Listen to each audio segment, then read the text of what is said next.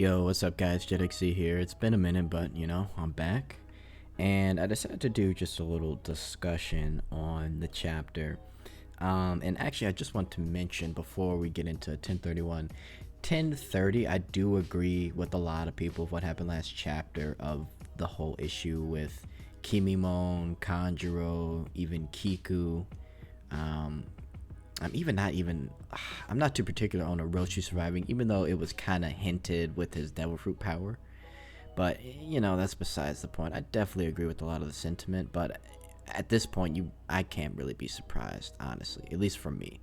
But it does suck the way that it's just a bunch of different fake outs, and it's hard to take seriously the whole Onigashima going to explode on Wano Kuni and all that stuff. It's hard to take that stuff seriously because it's just like if these guys are surviving, what makes us think that Oda's gonna pull some even crazier stuff? But anyway, so chapter 1031, man, pretty good chapter, really good chapter. Big Mom survived a really crazy attack. We find out for sure and confirm that Kid's awakened power is he can assign magnetism to different people, objects, and such.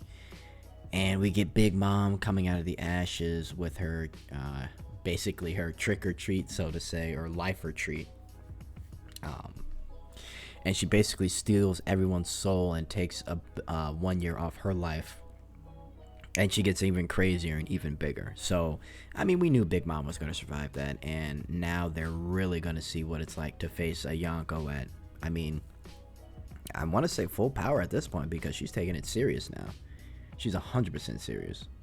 And neither one of them are going to hold back. So, it's about to be a crazy fight. Now, the whole stuff with Scratchman and Pooh.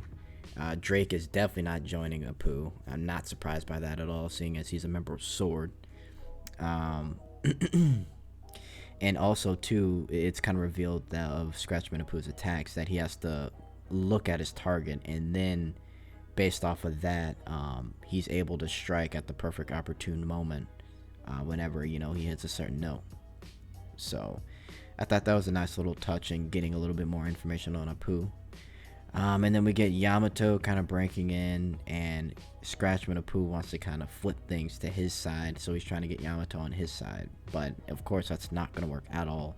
She's too busy trying to save the people from, or basically the explosion from happening, right? And so she gets a move on and stuff, and she really has no time to talk to anybody. So then we move on with Brooke and Robin. Robin kind of gives us like a little info on CP0 because we saw them in Dressrosa, which I actually forgot about, but I remember after this chapter.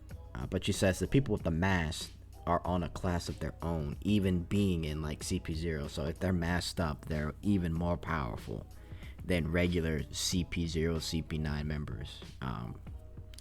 And so now we get this, and this is what I want to focus on. We get this thing with Sanji where he basically blacked out, but I guess he hits this woman, right? And because he hit a woman, it kind of goes against everything all of his morals, all of his values, everything he's grown up with. And he takes that and realizes like, okay, I might actually be turning into the things I hate, which are, my brothers, my family.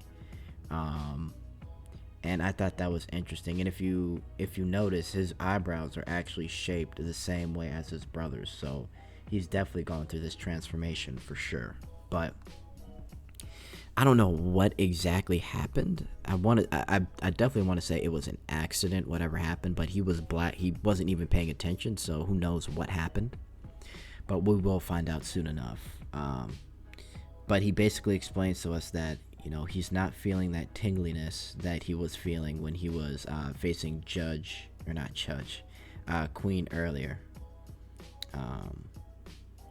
So he's like thinking to himself, like, what person does a pirate king need to have by his side? Like someone who is like kind, or someone that is like a heartless soldier that's able to do whatever's needed, basically.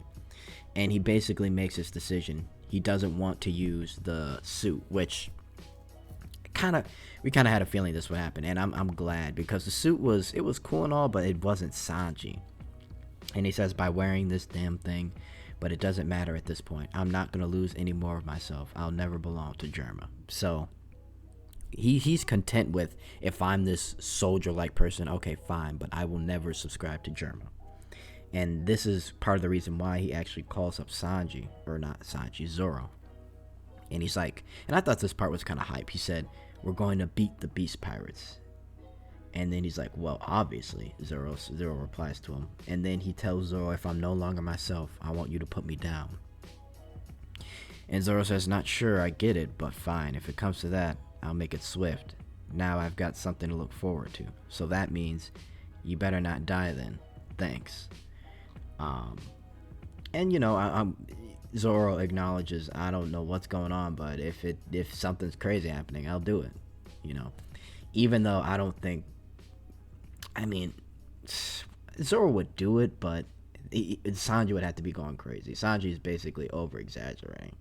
You know, maybe to him, he thinks he's just going to turn into this heartless soldier that's going against his own morals and values. And if that happens, he wants Zoro to cut him down. But I think he's fine. I really do think he's fine. But I found this cool. He blitzes Queen here, vanishes, and then he's burning hot right now, and he does a Hell's Memories attack. So this is going to be good. This is going to be really good in the next upcoming chapters. And I really do hope that Oda doesn't skip. I want these two fights to be focused on and finished. So I'm hoping he lets us do that.